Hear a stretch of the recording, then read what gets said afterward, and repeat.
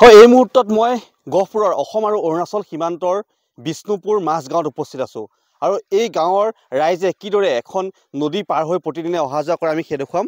এয়া গহপুৰৰ সোণাপুৰ পঞ্চায়তৰ অসম অৰুণাচল সীমান্তৰ বিষ্ণুপুৰ মাছগাঁৱৰ পৰিৱেশ আৰু এই যিখন কুকুৰজান নদীৰ ওপৰত আজি কুপতি কিন্তু এখন দলং নিৰ্মাণ নহ'ল, যাৰ বাবে প্ৰতিদিনে আচলতে ইয়াৰ গাঁওবাসীয়ে নদী পাৰ হৈ অহা যোৱা কৰিব লাগে। যদি পাহাৰত এজাক বৰষুণ দিয়ে ইয়াত পানী উফন্দি পৰে, সেই পানী ফালি কিন্তু ইয়াৰ গাঁৱৰ ৰাইজ অহা যোৱা কৰিব লাগে। মই গাঁওবাসী আছে কথা চেষ্টা কৰিম। আপোনাৰ ওচৰলৈ পোনে আহিছোঁ, কওকচোন বছৰ ধৰি আপোনালোকে এই যিখন কুকুৰজান নদীৰ ওপৰেদি অহা যোৱা কৰি আছে, কি ক'ব বিচাৰিব?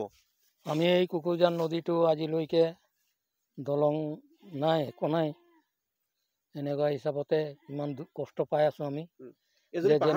পানী বেছি হয়, পাহাৰত বৰষুণ দিলেতো ইয়াতে পাৰ হ'বই নোৱাৰে।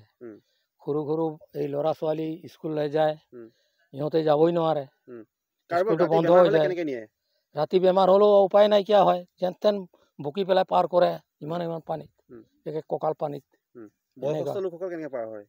বয়সস্থ তেনেকুৱাই আৰু কি কৰিব, দাঙি পেলাই পাৰ কৰিবই লাগে বকি কিনি, উপায় নহ'লে। চৰকাৰৰ কোনো বিষয় অহা নাই নেকি আজিলৈকে? চৰকাৰৰ কোনো আজিলৈকে সিদ্ধান্ত একো নাই ইয়াত, একো নাই। এই দলঙৰ কোনো হেৰি কৰাই নাই আজিলৈকে। গাঁৱৰ মহিলাসকল আছে, বাইদেউ আপোনালোকৰ মাজলৈ আহিছোঁ, কওকচোন কি ক'ব বিচাৰিব? আজি কুপতি দলং এখন নিৰ্মাণ নহ'ল আপোনালোকৰ? এইটো বনাব লাগে, ব্ৰিজটো ল'ৰা ছোৱালীৰ কষ্ট পাই আছে, বুঢ়া বুঢ়ী মানুহ কষ্ট পাই আছে, সেইটো সোনকালে বনাই দিব লাগে ব্ৰিজটো, সেইটোৱে ক'বলৈ। এইটো ঘৰৰ ওচৰতে সেইটোৱেতো কোৱাটো সেইটোৱে আৰু কি কেনেকৈ অহা যায়? পানী বেছি হ'লে ল'ৰা ছোৱালীক কিমান কষ্ট পাই থাকে, যে পঢ়িবলৈ নগ'লেতো ছাৰে বেয়া পাব, ল'ৰা ছোৱালীক পঠাবই লাগে স্কুলত, এইটো যাবই নোৱাৰিব, কেনেকৈ পাৰ হ'ব?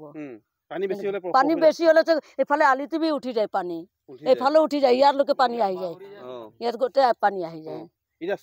চৰকাৰতো কেতিয়াও আহিবলৈ দেখিবলৈ অহা নাই। চৰকাৰক কি ক'ব? চৰকাৰক কি ক'ব? জানো কি ক'ব, বনাই দিব লাগে, ধুনীয়াকে কলভাৰ। এয়া সাধাৰণ ৰাইজ, আচলতে গাঁৱৰ একেবাৰে সাধাৰণ লোক এওঁলোক।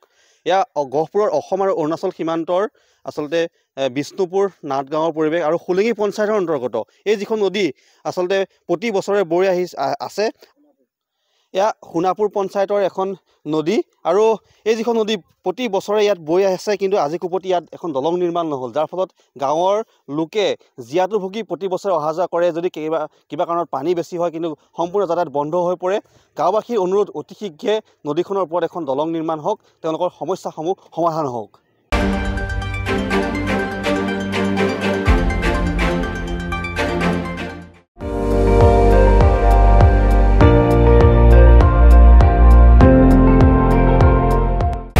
আপুনি চাই আছে ND24, সৰ্বশ্ৰেষ্ঠ নহয়, সৰ্বোত্তমৰ দৌৰ।